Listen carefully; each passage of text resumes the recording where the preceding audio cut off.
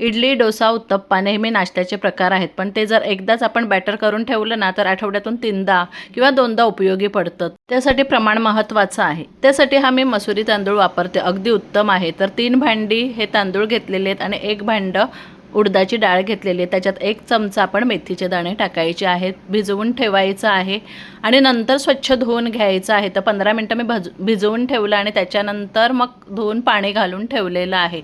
आणि हे बघा 5-6 तासाने आपण वाटून घ्यायचं आहे. आता हे वाटलेलं मिश्रण आहे ते 30 सेकंदापेक्षा जास्त असं फेटून घ्यायचं आहे. मग छान इडली मऊ होते. आता दुसऱ्या दिवशी सकाळी रात्रभर ठेवल्यानंतर छान असं पीठ फुगलेलं आहे आणि आता आपण इडली करायला सुरुवात करायची आहे. तर त्याच्यात आपण मीठ टाकायचं आहे.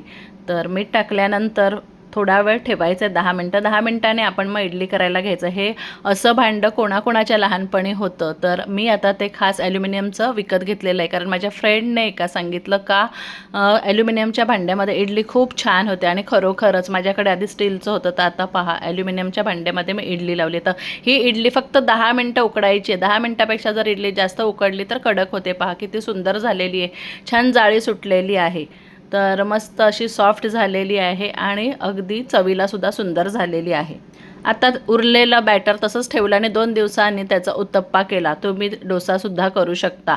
याच बॅटरचा आपण उपयोग करू शकतो. फक्त फ्रीजमध्ये ठेवून द्यायचं, तर त्याचा छान असा उत्तप्पासुद्धा झालेला आहे. तर या सर्व छोट्या टिप्स पण महत्त्वाच्या आहेत.